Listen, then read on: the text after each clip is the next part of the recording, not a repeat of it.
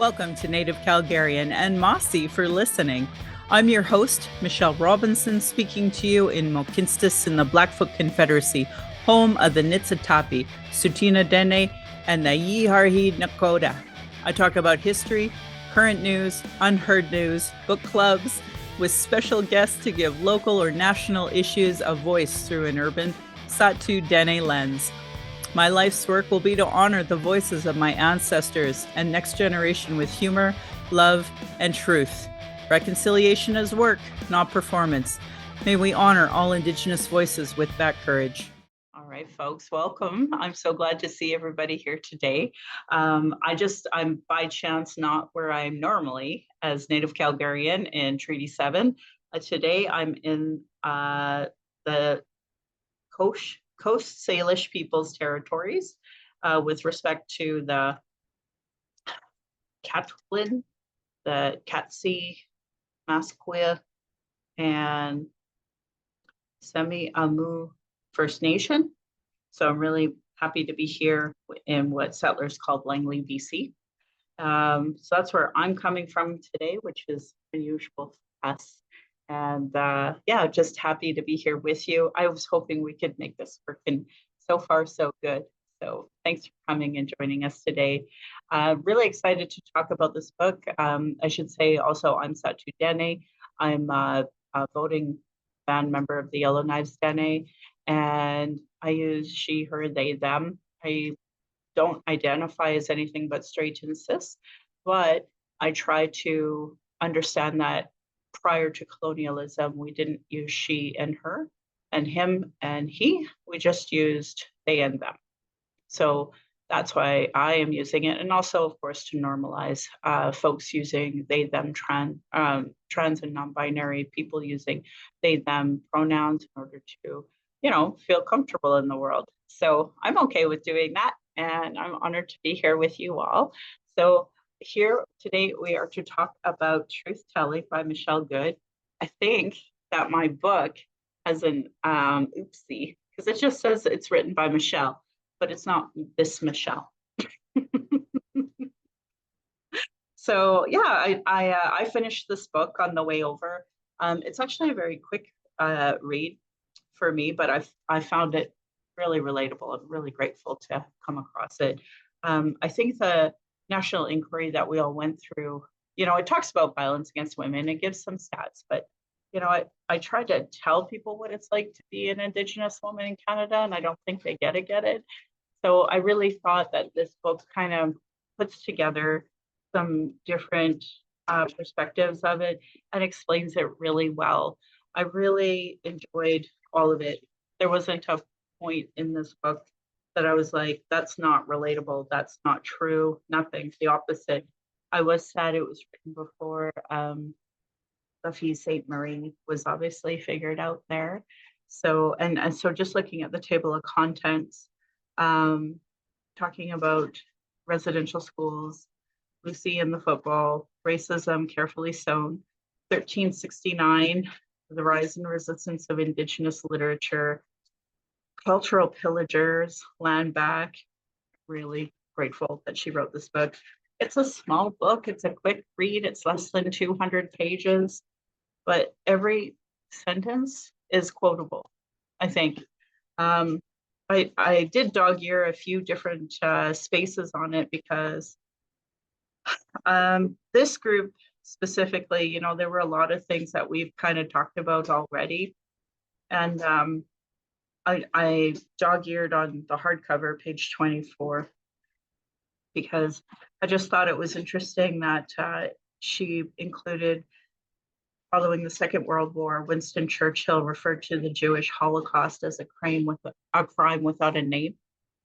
And so it's ironic because it was from that the term genocide was created and started to put together all the definitions, which she lists, which is literally the contents of the book, all of it. So we've already talked about how genocide is already known and acceptable, but she just laid it out, and I just found it so ironic considering the new Winston Churchill statue that recently went up in Calgary. I seen it for the first time because we had this guest, Nick, come from Edmonton, talking about missing or murdered Indigenous women, and wanted to go to McDougall to have a rally. And I was like really taken aback by how big the statue was, how it was outside, not inside, like I had read, and disappointed it was put up, frankly. I'm sure for the Premier's breakfast the other day, I'm sure everybody loved it. Another part I dog-eared that I thought was important to talk about was the peasant farming policy that they have on page 50, 51, and how they talked about how, the Supreme Court found that the Wet'suwet'en, of course, have all of the rights to their traditional territories, but, a pipeline there, they're criminalized by the paramilitary forces, such as the Big Bear Band was criminalized for resisting treaty, and then the demand for terms of treaty to be met. She says time and time courts have found the Wet'suwet'en people on this matter, which begs the question, how can a Canadian institution rule against Canada in such a fundamental issue as land title? She goes on, like, again, every single sentence is worth talking about, but when I talk to people about the dynamics of Canada versus the Indigenous people, I just thought she so eloquently talked about that, even here in Lucy in the football and not the actual land back component. So I really, really appreciated that. The next dog ear I have here is, this is the fast forward to racism, carefully sewn, on page 70 and 71 of the hardcover. She quotes James Daschuk, who did the Clearing the Plains, and talks about how many Indigenous people were held as sex slaves and women were forced into prostitutions when rations were withheld unless they provided sexual favors to the Indian agent. So contrary to S.W. Hurl's assertion that the prostitution came to the Northwest Territories as sex workers moving west along the railway, prostitution among Aboriginal women was a survival strategy resulting from poverty experienced on their reservations after the disappearance of the bison. And I thought, it's not any different today. I know many women who sleep with men for a safe place to sleep, for food, and stay in abusive relationships because they have no other options at all. And so, I would argue, especially at this moment in this time, it's July 8th, which means we're on day 3 or 4 of Stampede. I know that's happening right now in Calgary. It happens every year. And so it's she says the desperation of starvation forced Indigenous women into sex for food trade initiated by the DIA employees, forcing them into a form of human trafficking. And so to me, it was like the foundation of human trafficking against Indigenous women started by the government, continues today by the government. I see our young Indigenous women running away from these, places that they're apprehended, and the social workers take them to their houses, and not always placements with people, but they're like foster houses for foster kids. And we just had one returned. It just makes me so angry because it's been documented since the beginning of contact, and it's been done by the Canadian government, and it is 2024, and the Canadian government is still trafficking our young girls. And until Canadians figure this out and implement 231 calls to justice and the child welfare calls to action on the TRC, it's just going to continue. I know people think social workers are good people, but to me, they are demons until we make these changes. So really appreciated her, putting together that information. And there was a quote here, which I thought you would all appreciate. This is really triggering, by the way. The Indian Act was amended in 1886 to make Indigenous women prostitutes subject by persecution. It was reported to Parliament that girls as young as 13 were being sold to white men in the West for as little as $10. Hector Langevin, proudly remembered as the father of Confederation, rejected the notion that Indigenous girls and women were being trafficked, asserted that to Indians, marriage is just simply a bargain and sale, and that the parents of a young woman are always on alert to find a buyer for her. And then it talks about Langevin and what he did in the mid 1800s, as if we here in Calgary didn't know. And we fought very hard to get those names changed just to be undermined constantly by the institutions of Canada, or Calgary, I should say. I really appreciated because this was kind of the area that it talked about surveying and how instrumental surveyors were in human trafficking of Indigenous women. And as you all know, that was my previous life. And to this day, I see energy companies that own houses, apartment buildings, own, I have rooms regularly at all hotels. And they do that so that so-called their workers have a place, or their, executives from other companies have a place to stay while they're doing business. But we in the industry all know that, prostitution and human trafficking are a part of that. And I was just listening to the BRIEX podcast, the CBC. It was actually the BBC put together, and they're playing it a bit on the CBC.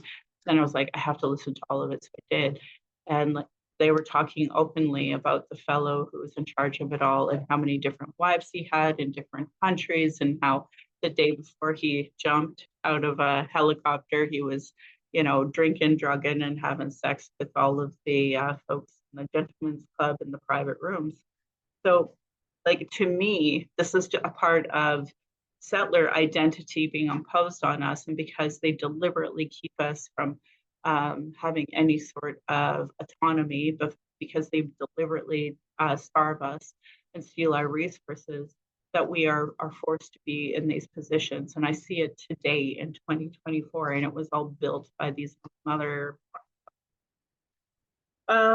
Page 77. Talked a lot more about Langevin, and talked about how Indigenous women live our lives in a state of fear that we will be next in the list of missing and murdered. And I have tried to emphasize this to people in my life, how real that is. And I just don't think settler women understand the gravity of it. I really appreciated Michelle Good's writing, because I think she just explained it so well throughout this, just using her life as an example. I really found it inspiring, actually. All the while, this country glorifies the likes of Hector Langevin. Yes, the Langevin for whom we are building housing for the Prime Minister's office in Privy that was renamed very recently. And Hayter Reid, a sexual predator and one of the architects of the past system, the peasant farming policy, and residential school. It's easier to understand how our women became to be perceived as disposable when we imagine how these prominent men brutalized our women as a strategy in the subjection of the people. The same men who are glorified for their contributions to Canada in our history books. The practice of ignoring the death and disappearance of Indigenous women is rooted in the history of colonialism. As James Daschuk notes, the killing of Europeans was widely publicized in the media at the time, and continues to be a focal point in the broader historical examination of various so-called uprisings in Canadian history. The murder of Indigenous people during these conflicts, or during the time of great upheaval, received scant attention at the time, and the failure of the media to report the wholesale number of Indigenous women today is reflective in their history of maintaining an illusionary image of both Canada and Indigenous people. And of course, she goes on, but I just found that so impactful, considering what we're seeing exactly in Palestine against the Palestinians, and the media not talking about the gravity of how many people are going murdered or missing, and then trying to downplay it when they do mention it at all. I just like it, to me, it's so hard because it's like seeing that history being redone right now. And I don't understand how Canadians don't see that. Um, so fast forward, so 1369, what a beautiful chapter to talk about it. Um, I really loved the way she broke all of that down. She talked about the devastation of, receiving these diagnosis of complex lifelong PTSD, major depressive disorder, the tension. This explains some tensions at work, at least to me. I went to speak to the man in charge and disclose my diagnosis, hoping it would contextualize some of those workplace difficulties.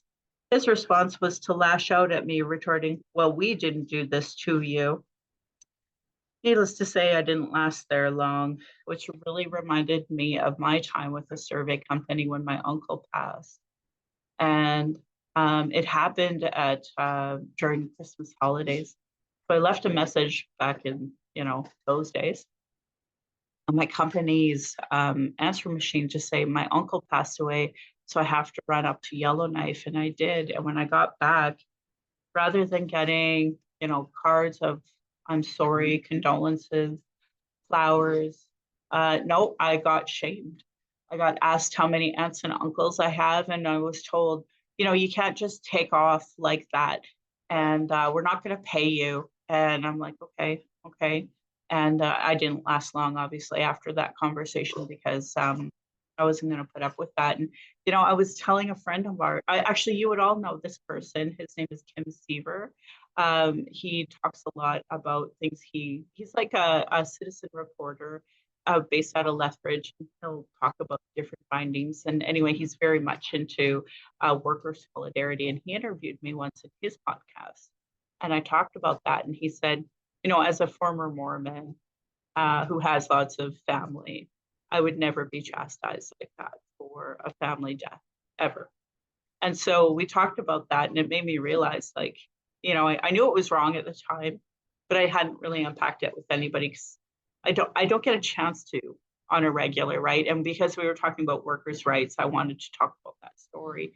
So anyway, I really thought Michelle Good did a good job here of explaining, why it is like we have, because I try to tell people through Mending Broken Hearts, we talked about chronologically, like taking your trauma, doing the timeline, and talking about what trauma caused what when and throughout your lifetime, not even including all your family's past and the amount of stuff that most people go through who are Indigenous in this country. So I really thought she kind of contextualized that really well in this chapter as well. So I was really glad that she said, I experienced many things that people do. I was once a delightful little girl with the whole world in front of me. It was bright, singed lovely. My kindergarten teacher taped my singing voice and sent it to her brother, who was a music consult in the University of Denmark. And he responded by he never heard such control and promise in a young voice.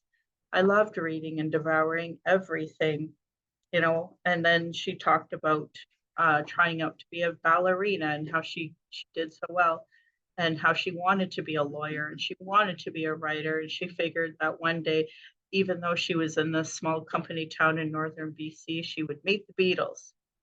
All of that was taken from me. What was left was a thin shadow of all of those ever shiny hopes about me. I remember one of our folks who was with the Reconciliation Action Group had the audacity to ask me, Michelle, well, what do you hope and dream for? And I'm like, I'm 40. She asked me recently, so this would have been 45 at least, 46, 7. And I was just like, I just want things to be good for my daughter. And you could tell how angry she was at that answer. Like, I'm supposed to be, whimsical of all these things, but she also had no concept of all of the things that had led in the last 45 years of my life for me to be like, I know that the average age for an Indigenous woman in Alberta to die is 68. So that gives me 20 years if I'm lucky. So if my daughter is 17, I might get to be in her life until she's 37. So that's a short window that I get to live a life. And for settlers to be so rude and not ask me and assume I'm living to 100 and assuming I'm going to be a lawyer and assuming I'm going to be all these things. And it's like, man, I don't know if on my lifetime I'm going to see 94 calls to action instituted. I doubt it, let alone 231 calls to justice. I doubt it, right? like there's, and I thought Michelle Good just explained this so well, the difference between a Canadian and Indigenous woman. And so I really appreciated her talking about how the scoops, how the foster systems breaks people. And like I've been to enough funerals of folks who aged out of the system in their 20s and heard them talk about themselves as misfits of society, and will never get over that. In fact, that's why I was there, because they died because of overdose. You know, such a disconnect with how harmful these racist policies are for Indigenous people. And I just felt like she explained it so well in this entire book. Some of the things that she said really struck, like, you know, a real chord. Like the 1369 is bad enough. And then she actually talked about the huge number of newborn babies apprehended who spent 18 years. They were only compensated $3.8 per day. Like, imagine. So I was really, you know, saddened reading that in that breakdown, but so glad she did it. You know, so glad that maybe Canadians can understand the impact all of this had.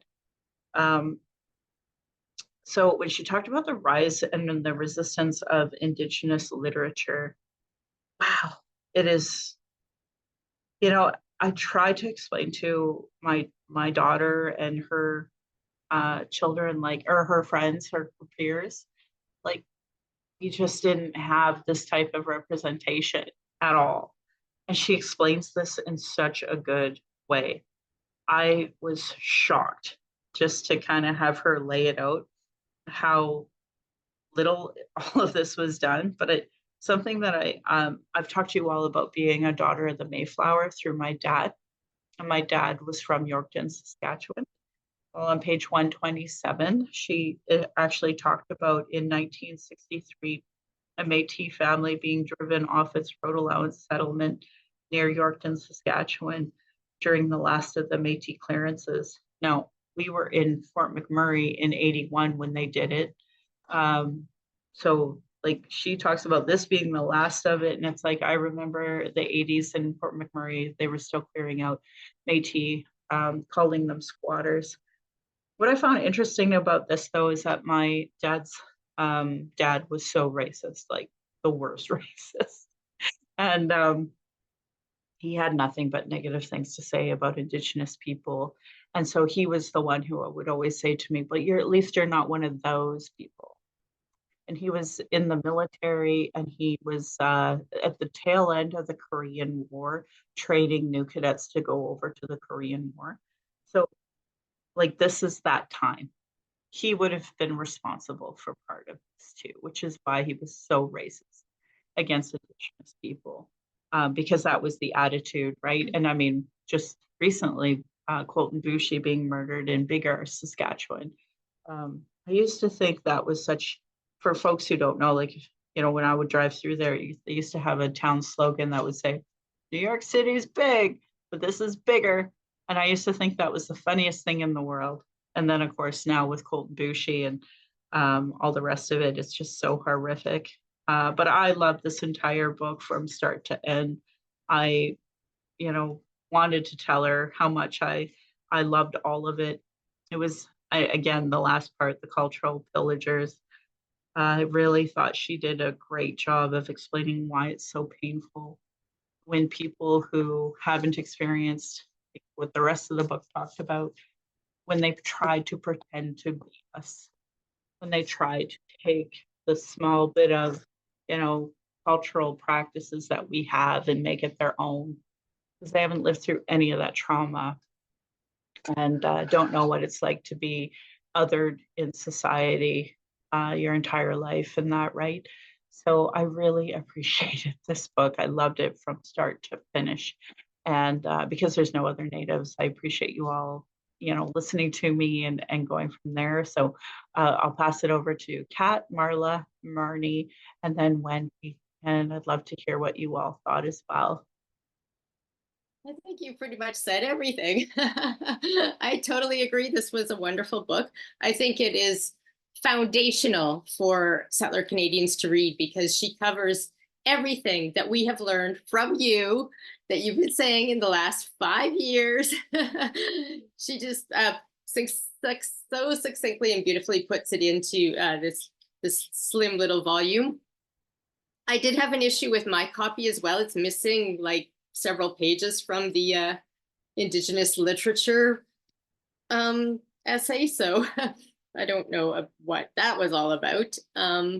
But yes. But I did find that funny that you experienced that now and I did, because what that shows, and she talks about the lack of representation we have Indigenous people have gotten for literature. And here is this beautiful book, and there's things that are issues with it. I have those itty bitty TRC books that are like this big.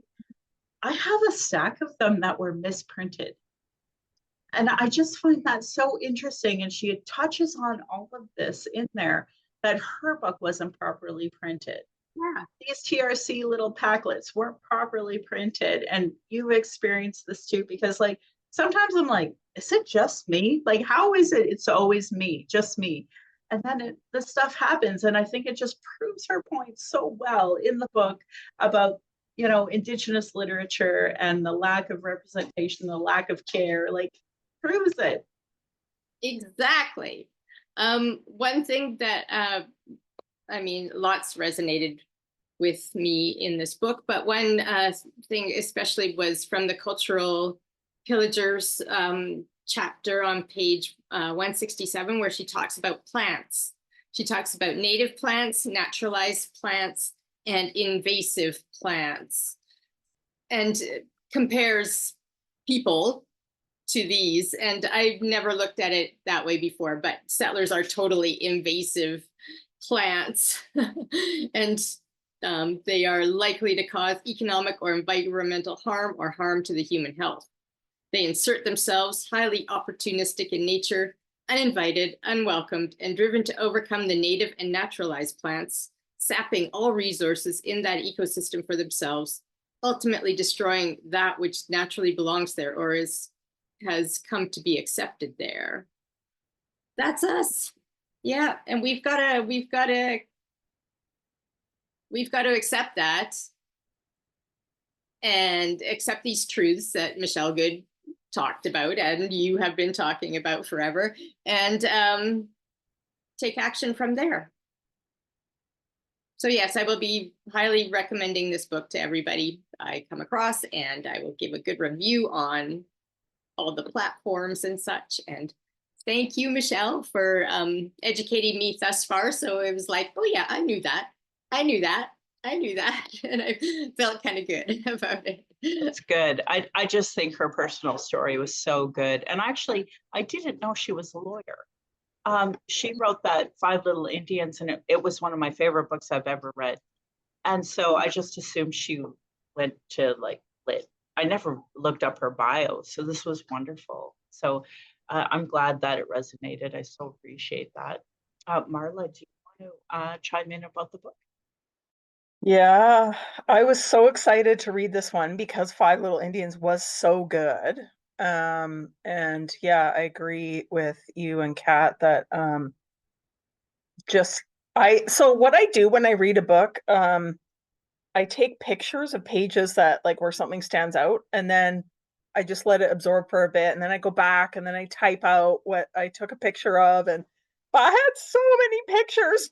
It's like, oh my God, I felt like I was like snapping every page. Like everything she said was just incredible. And I also did not know she was a lawyer, and and to write and to I think about this a lot. Indigenous people that have, just like overcome everything and being able to achieve is just it's not common, and that's understandable, but it is just mind-blowing when someone is able to do all like that she has. I remember reading um oh my gosh, the author of Half Breed. I'm forgetting. Maria Campbell, and she Thank referenced you. Maria Campbell here, yeah, Yes, and she that did. chapter that where she got raped by the RCMP, like I And gotta it get was a copy of removed. that one. Yeah, Yeah. Excellent book, but like the kind of introduction of her at the start of that book, it's like she is a woman of women. Holy, just remarkable. But speaking of, so my book, this one was okay, but your last month's book, The Two Spirit with Alicia Two Bears. So I get the book. I bought it off Indigo online with some other books, and so I didn't touch it for a while.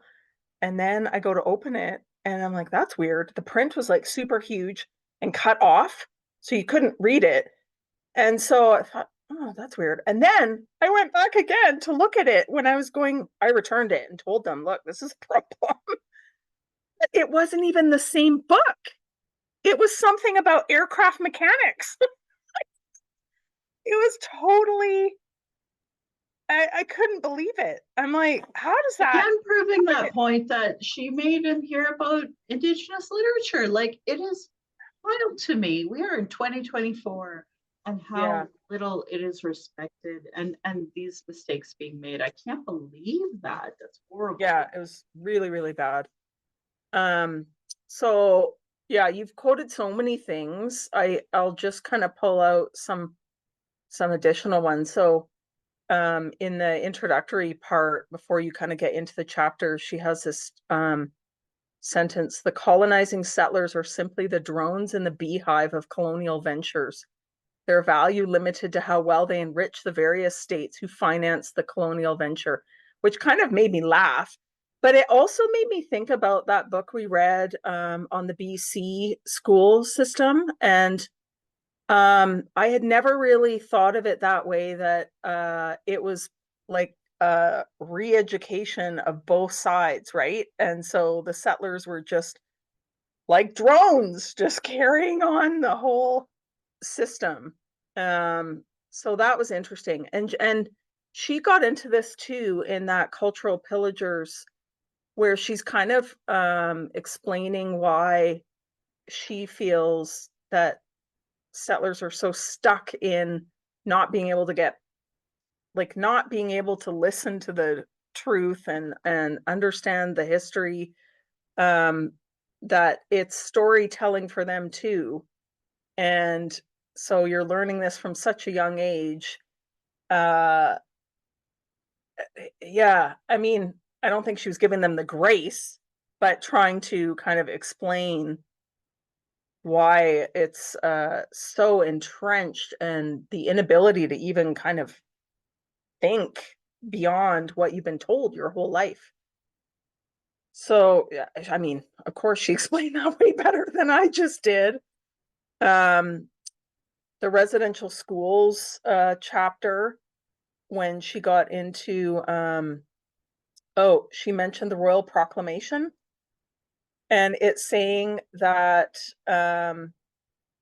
whereas it is just and reasonable and essential to our interest in the security of our colonies that the several nations or tribes of Indians, and I'll take some words out, should not be molested or disturbed, not having been ceded to or purchased by us, are reserved to them or any of them as their hunting grounds. So, right, of course, one of many lies, but so plainly stated and then never uh, followed up on at all. And then when she was talking about the farmers, which I knew some of it, but I didn't realize, like when they were prohibited from growing wheat, I knew about that. and the lack of equipment, but I didn't realize they were forced to do so much by hand. And just how she kind of lays that out, right? From seeding, harvesting, binding, threshing, grinding grain, like the whole, it just kind of hits home a little more. Yeah, that 1369 chapter, that was heartbreaking. When she says at the end of one page, and I think that was around where you were talking about her being a little girl, Michelle, and kind of her dreams just being shattered. But she says, I work hard at not thinking of what my life might have been had I not been so profoundly interfered with. Ugh. And yet she's still like, I don't, yeah, it's remarkable. And what about that letter with the salesperson of the year for the social worker? Oh, that was just gross. And it made me think of, I don't know if anyone's watched that series Little Bird. And yeah, it's all about the disgusting behavior of social workers. Really, really powerful. And then she referenced that the non-Indigenous woman who went through a court case and sued a Catholic priest who abused her and received damages of over $800,000. And all of these Indigenous people are only getting $25,000. Oh, and then this I did not know. This really disgusted me. So there being a time limit on physical abuse, and that so the Crown argued because the children had been so harmed by the physical abuse, the court could not distinguish between the harm caused by physical and sexual abuse. So therefore they were arguing that they deserved no compensation at all. Like, I don't even know how your head leaps to that. It is just appalling.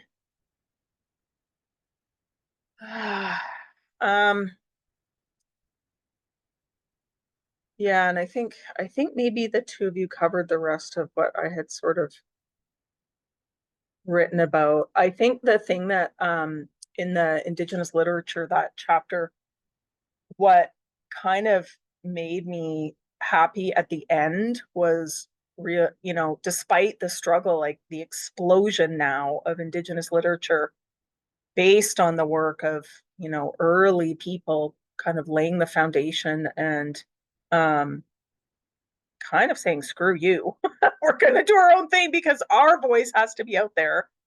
And now, like, we get to read this.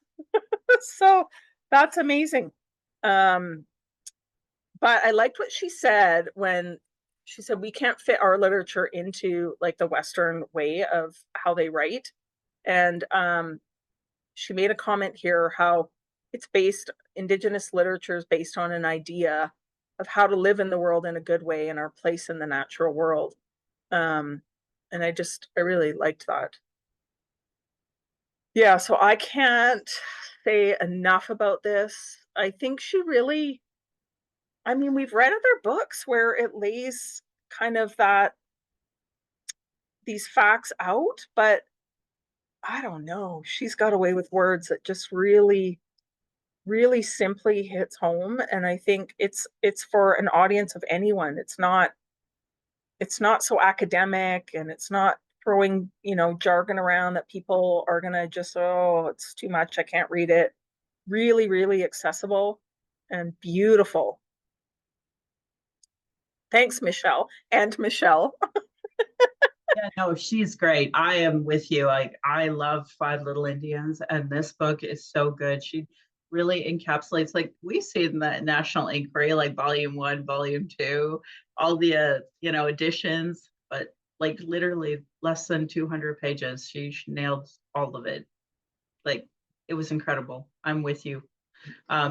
I was joking with my husband that I don't think people should even have access to emailing me or talking to me unless they've read this book. And he's like, can I still talk to you? So we started laughing. But yeah, kind of, it is one of the best books. I just really am glad we read it too. So um, I'm so grateful to her. Marnie, did you get an opportunity? Would you like to chat? Um, Boy, this book. I actually, one of the things I'm left with is I think the curriculum for Canadian history in high school should be scrapped, and they should read Five Little Indians and this book. That's it. That's all they need to understand Canada. And they read it in grade 9 or 10, and then again in grade 11, and then again in grade 12, and it morphs and changes as they come to understand things better. While I was reading this, I thought a lot about that book. I think we read it, but did we read it here, St. Paul de Métis? I think we did. Yeah, I've thought of a lot of because, and referencing another book I've read called 1619, which was in the U.S. That was the year that the first ship came with enslaved people in it.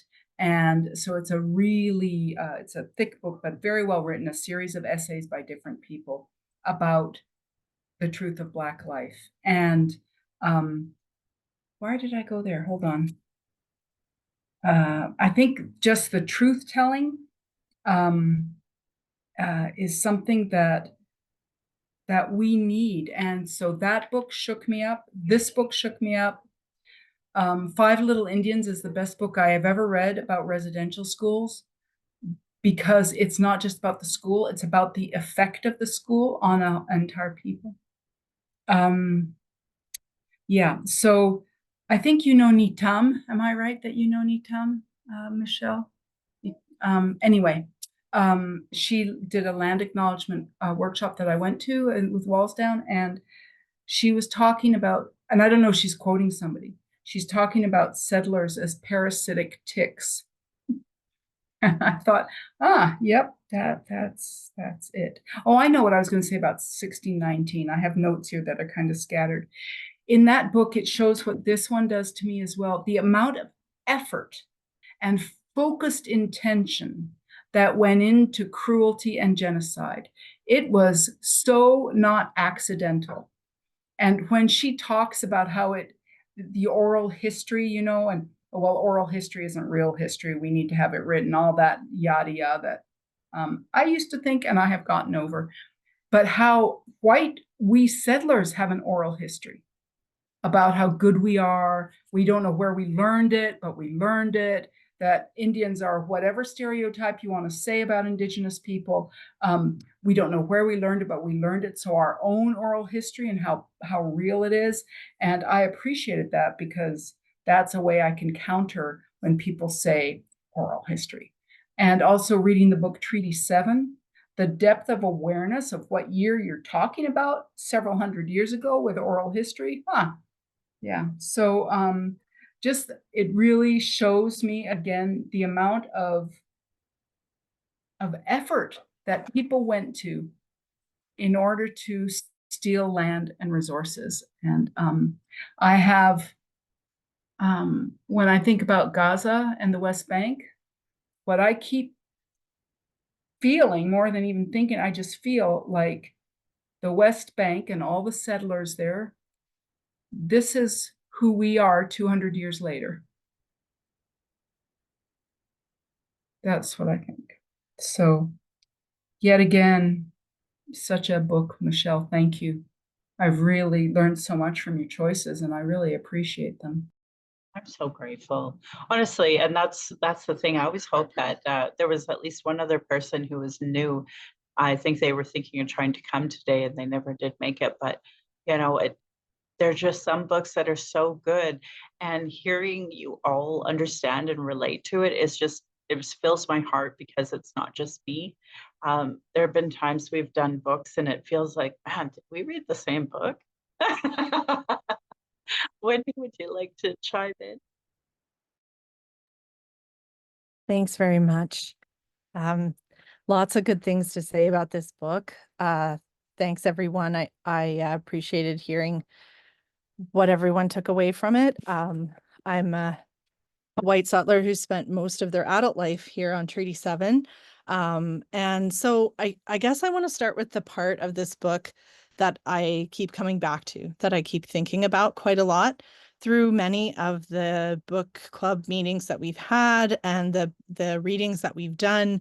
It's really been a supportive part of my own historical journey, like just kind of figuring out more about how it applies to my own family's journey and the way that our conversations have gone, and really any conversations and learnings I've been able to take away from the readings or from Indigenous people have been emphasizing also the self-compassion and the caring for ourselves and others that need to be integral to everything we do.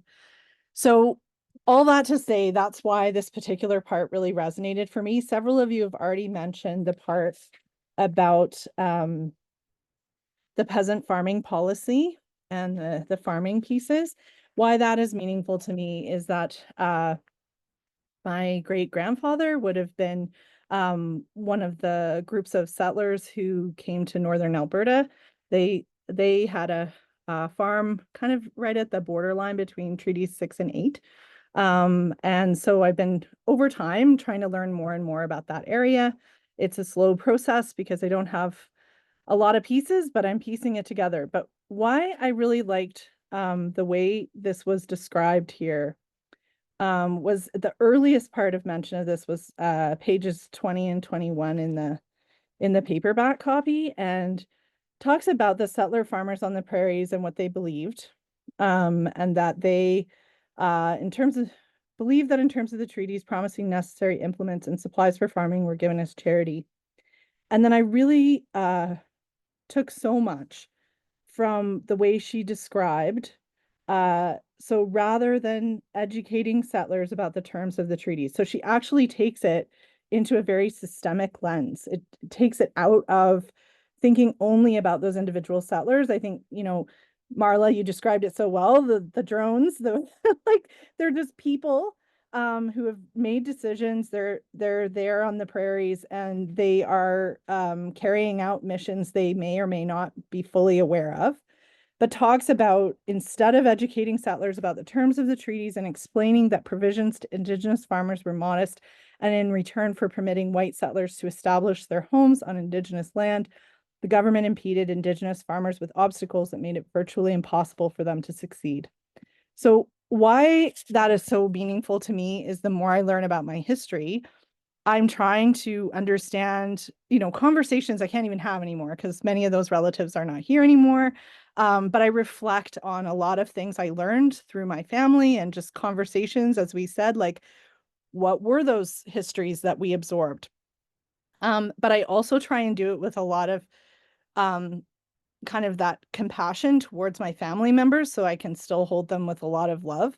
And it comes down to actually, how do I translate that into now? It means I have to ask better questions about any policies that are out there and ask, like, how's that affecting me, but how's that affecting others? And so I feel like it just gave me so much to unpack my own family's history of farming, the anti-Indigenous bias that does have threads that run through many parts of my family, without the step of, like, it gave me a step to understand them more, and to I could almost imagine them in these little towns and like the community conversations, like they're all taking it in. They're taking in and kind of building off each other and making assumptions.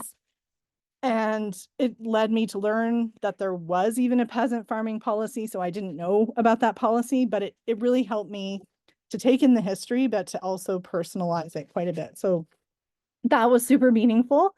And found that in just day-to-day life, when I have to do things like land acknowledgements to open a meeting, like this gave me a great thing to talk about, that I could talk about my family, but I could also mention something that might actually be relevant to other Albertans. Other people have Alberta stories that we don't know.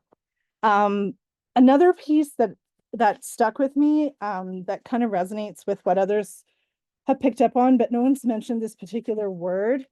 And I found it really interesting, her discussion of the word survivance. And so she talked about some describe survivance as the conjunction between resistance and survival, demonstrating that Indigenous peoples have not simply survived. So I really liked just her way of adding, just enhancing the language that we can use about really describing a very complex, nuanced journey of many, many different people and what it can mean. So that was really helpful. And that was kind of in the same section where she distinguished between Indigenous literature and Western canon and how you have to kind of position yourself differently. So that helped me because it was almost like reminding us of the usefulness of positionality when we read or when we approach anything. So that was really wonderful. So I think such a good book to read. I don't take photos, Marla, because I'm not very good at organizing all my photos, but I sure dog-eared like so many of the pages because I wanted to keep coming back to just the clarity she provides. And I think I was thinking about it as others were talking about her background and just the writing and the legal background. I feel that she is able to talk about things that really translate a lot of things like law, like legal things, into very workable, usable ideas. So I feel like that legal background actually makes a lot of sense to me because she pulls on all these legal bits, but doesn't do it in just a regurgitation of like a law or a policy or something like that. Like she contextualizes it so well. I'm just very grateful that she took the time to write this book. I'm very grateful that we had the chance to read it. And yeah, just really I have a landline. I don't know how to make it stop ringing, so I'll just let it ring. But thanks very much for the chance to talk about it. It was a really meaningful book for me to continue my journey, and I would recommend it to others as well. So glad. And if, for what it's worth, I didn't hear the landline ringing in the background. So no worries there either. I'm really glad you brought that in. I think I recently had my high school reunion. It's been 30 years. And we had a reunion, and a lot of the folks that I know there are farmers, intergenerational, third generation farmers. And now I don't know if everyone here had read the book Clearing the Plains by James Dashik, because you're all kind of surprised by this farming policy. I highly recommend you guys buy it and own it and read through it. It's not like Michelle Good. Michelle Good has digestible language, which you all kind of alluded to, that she really is able to contextualize it without it being too academically unfriendly. James's books is an academic book that but I will also say as a Native person reading through some of those policies, it's a heart-wrenching book, because while he writes about it in the academic jargon, your heart tells you this is genocide, right? Like the starvation policies and such. And so it's a hard book for me to read. Like, it's a book that I would say that if you buy it, you will read a chapter and feel gross and think about it for a month. You will read the second chapter and feel gross and think about it for a month. It's that type of book. And so, like, she just touched on a little bit of it, but like, this is horrendous. It is horrendous how they cleared the plains of natives. And so I highly recommend his book, owning it and reading through it, because it really, really explains how it is they cleared plains of us and the bison. And I feel like they are still doing that, especially up north.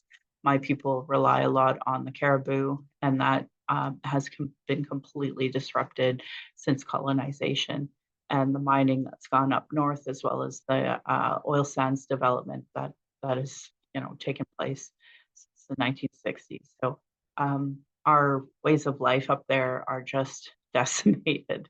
And it's hard because I see pictures of Sat2 territory and my daughter is in love with the place, but I know she wants to go up there, but I also know what they've done up there. And so like we should probably do a book on there's like a documentary about the widows of Sat2, because when they started to do the Manhattan Project, they started to do the uranium. It basically killed all the Dene men up there. So all the women were left to be widows. And like it's a horrendous story. And I know Yellowknife is poisoned and contaminated with arsenic right now. So like it's hard for me to be like, yeah, let's head back up north to our territory, knowing that the food is not the same, the fish are not the same, the caribou are not the same. And like even growing a garden in the town of Yellowknife is not something I'd be like, yeah, let's do that with all the arsenic. I'm sure it'll be great. You know, like these are things I think about because I know, you know, until somebody's going to make a lot of money, they're not interested in cleaning up anything that they left behind, right? So, you know, the diamonds, the jade that are from up there, the gold that's from up there, the uranium that's from up there, that all came at a cost, and that's decimating me and my people. I know a lot of the Sat2 Dene are very proud of who they are, that they've kept their language and they've kept the culture up there, but we all know the toxins now that have been released as a result of colonial ticks coming up and invading the resources and as an invasive species and not respecting the laws and the customs. So really appreciate that everybody resonated with those policies. But I have to say you need to own clearing the plains, and it goes deeper. And especially if you're on a personal journey of understanding how these lands came to be in possession of farmers, you know, for me, I think it's really important that you know, people are like, well, I'm a sixth generation Albertan and I'm so proud of my grandpappy's, blah, blah, blah. It's like, oh, really? Read this book and tell me how fucking proud of your grandpappy you are, because the cost was so much for the rest of the world. So I really appreciate all of you sharing that. I can't go on enough about clearing the plains, but it's a hard read. It's an academic read, and it's something that I flip to quite often, actually, when talking to shitty settlers who don't know their own history. You know, it's something I'll reference, but it's hard because, like, to me, that's a book that should be done from K to 12 too. That's a book that you know, every Albertan should have to read.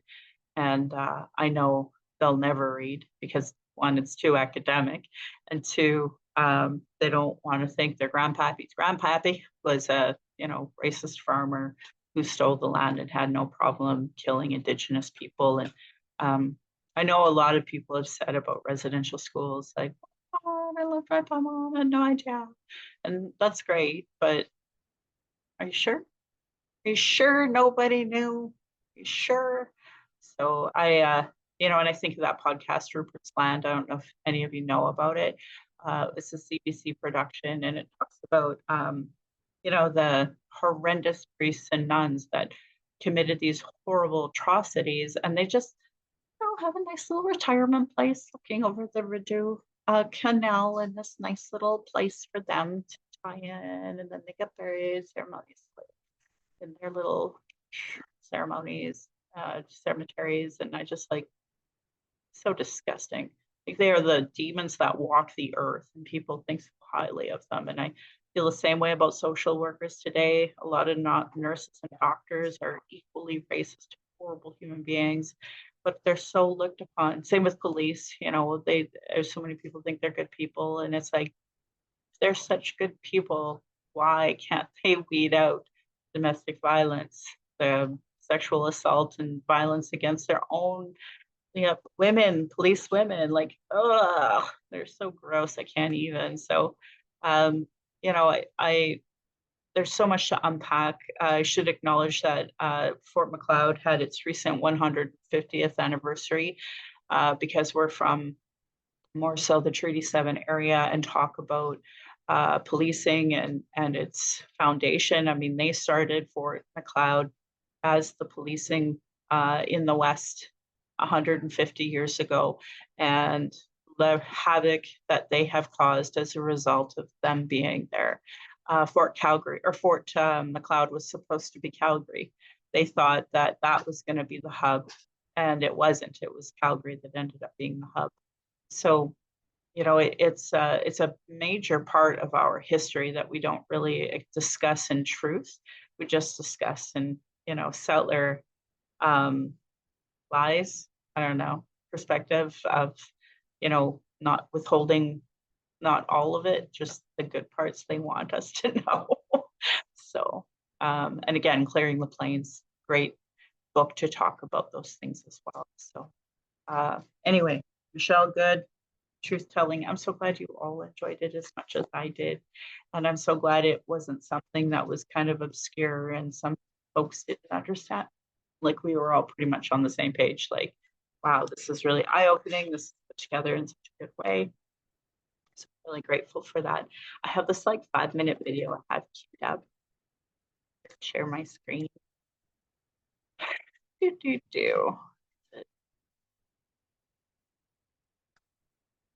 I thought I had it queued up.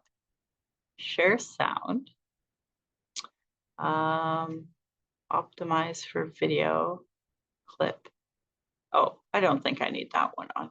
Anyway, I'll try sharing it. And then there was, here it is. See if it works. Writing Five Little Indians was a very long process. It took me 9 years to finish writing the book. And when the book was accepted for publication, that was pretty wondrous. It was exciting. But now that it has catapulted basically through the stratosphere, it has been phenomenal because it's given me a platform to have so many conversations about that very important subject of the ongoing impacts of residential schools. So it's really changed my life significantly. This incredible response, I felt people are so willing. Non-Indigenous Canadians have become very willing to have this conversation. And so I thought, this is a moment, let's expand the conversation. I really wanted to look at the history of law and policy and how those things have impacted Indigenous relations in Canada. I wanted to look at the myth of Canadian history and how people have come to understand Canadian history and how, in fact, that is kind of an erroneous story. It isn't the story. It is the story we've been fed as it's kind of an odd source, but Anais Nin said this very interesting thing that I can never forget. When others asked the truth of me, I was convinced it was not the truth they wanted, but an illusion they could bear to live with. And that's the situation with Canadian history. It's a myth, and you know, and people really need to understand Canadian history as experienced by Indigenous people through the lens of Indigenous experience. I felt it was extremely important to include my own experience as it pertains to 60 Scoop, because if I feel that if people can understand things on a personal level, then they can extrapolate and they can think about it on the broader societal level and how that impacted a much larger cross-section of people. I chose to do a complete chapter on pretendianism because it is such a critical issue. And pretendianism is not just an individual issue.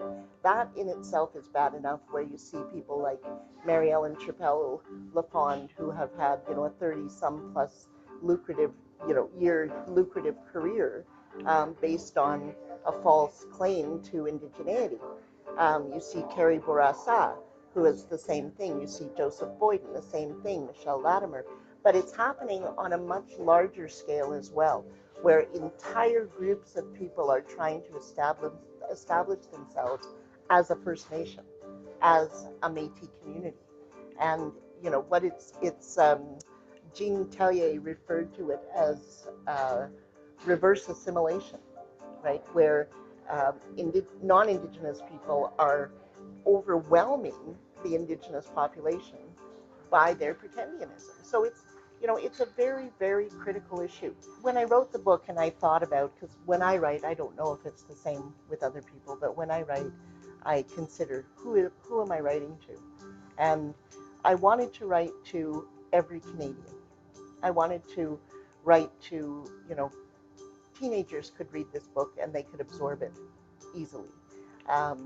So, you know, I hope that everybody reads it. I hope that it is picked up, you know, for Indigenous studies courses, for history courses. That would be fantastic. But I also just really encourage, you know, it's not a big book. It can be read in one day. And I just really hope that Canadians generally will pick it up, will read it, and really give some reconsideration to what they think they know about Canadian history. Oh, I love that. Thank you, CBC News. So yeah, I hope that you all enjoyed that because she basically said a lot of the things. I didn't watch it. I'm like, it's 4 or 5 minutes. I'll save it to the end. I'm like, she basically encapsulated everything we talked about, didn't she? And I'm so grateful she did. I'm so grateful you all enjoyed it as well. I'm I don't know, I'm really excited for our next book too. I have to order it actually because I seen it and I thought maybe I had owned it, but I just can't find it again. So I don't know if I lent it away or what, but I have to order it and read it before it comes in. So, but I did want to tell you guys because I'm on a road trip. I brought 2 other books, and one of the books is about Indigenous horror stories. And what's really funny, and he says it right at the start, he's like, "Well, what's a horror story to you?" And it's not horror to me at all. It's just Native stories, like storytelling in general. You know, fictional in some cases, but really like fun reads and really my favorite one that I've read so far. It's kind of a outlandish story of you know what it's like to be in purgatory and how a man of God ended up in purgatory because of what he did as a residential school leader. And so it's one of my favorite ones so far because it's like this is so healing after Rupert's Island. But so anyway, I thought you might be interested in it. Don't be as scared with the word like horror because it's not really horror. It's really just storytelling, Indigenous storytelling in general. And it's funny because I was thinking maybe they think it's horror because like sometimes you're talking to grandma, sometimes when you do evil things happen. And so I think it's because it incorporates the, you know, spiritual world into the book that people may think it's horror. So anyway, really enjoying that book too. So yeah, any lasting thoughts that any of you want to chime in with or I have a question. Yeah, What's the name of the book you just talked about? And what is the book we're reading next week or next month? Oh, sure. I just had up my document. I was trying to figure out if phoning into my own Zoom would be the best audio. Just I cannot figure it out. Yeah. So the next one is Killing the Wittigo, Indigenous cultural-based approaches to waking up, taking action, and doing the work of healing. And so, you know, I hope it's really good. We'll see. Suzanne Methot is the author, so I'm looking forward to reading that. And then September 9th, Unbroken by Angela Starrett. I'm really looking forward to reading that. Maybe you've all read this for October, but I haven't. Moon of the Turning Leaves by Bryce. There is a video of how to pronounce the words in his language, like a YouTube one. So I know I've shared it before, but if you were to Google that, then that way, as you're reading it, you can hear how to pronounce the words that you're reading, which I thought was really nice of him. November 11th is Code Talker by Chester Nez. That's an American one, but my dad gave it to me one year, so I've been meaning to read it, and that finally gave me an excuse too. And I know that the Cree did the same thing in the wars as well. So I just recently found out my one brother, Ira, was named after Ira Hayes. Like, really? I was really shocked by that. It's a sad story. Anyway, and December 9th, we have Reflections on Allyship by Andrea Menard. So I'm excited to read that. And each sale of that book goes to the Moosehide campaign. So hopefully there'll be good books coming up. And then I started a list already for January of my wish lists. But I do think we'll probably start. I just been sharing this. A new report shows residential school system used Indigenous children as free labor, guinea pigs in an experimental community, and even brides and grooms. Kind of back to Langebrun's, quote there. So it's called Sites of Truth, and it's 256 pages. Dive into assimilation policies by Kimberly Murray. And so I'm hoping we'll probably read that for January, just because, we got to make sure we stay on top of those types of reports. Then I also have The Knowing by Tanya Talaka. I can't wait to read that. Duncan McHugh has Decolonizing Journalism, a guide to reporting in Indigenous communities. And then I need to read Reconciling History, A Story of Canada by Jody Wilson Rainbow. And then we have How to Abolish Prisons. That's a good one. I can't wait to read that. Oh, Braiding Legal Orders. I already ordered it. Decolonizing Sports. Research is Ceremony. So The Psychosis of Whiteness. Oh my God, I think I already have too many, but that's okay. We'll figure out what shows we're gonna do. So yeah, any other questions? That's exciting. It's fun to watch you get excited about what's coming. So I look forward to it. I wanted to say that so when I started in this book club, I still am an avid library user, but then I thought, I should be doing more than that. So I have turned to purchasing the books, and I've gone back and purchased, what we've read previously. And then I purchased some others. So now I'm actually going to create an Indigenous lending library, because I really want to hang on to books when I buy them, but that's kind of a waste. So I feel like other people should read them. Well, some of them I have no problem giving away. Some are really terrible books. I'm like, have this book. But this is a book I was just trying to tell you guys. It's local, like it's a Treaty 7 member wrote this. And it's called Midnight Storm, Moonless Sky, Indigenous Horror Stories. And I just don't want the word horror to kind of scare you away. No, maybe there's more coming that I'm like, ooh, that's pretty scary. But as you all know, I'm a dog ear person, and I'm about to read 4. So that's where I'm at. And I'm really excited to because they're modern. They're modern stories and they're fun. So, and I picked up this Scattered Minds as well. And so just kind of flipping through that as I, it's going to be a slow read for me while I do the other ones. So yeah, so that's what I'm reading right now. Really enjoy it. And I had a few folks that wanted to be at our last book club and were unable to. The Two-Spirit book is so good. I really encourage Sam to read through it too, because she wants me to read Joshua Whitehead's Indigiqueer. It's short, it's little.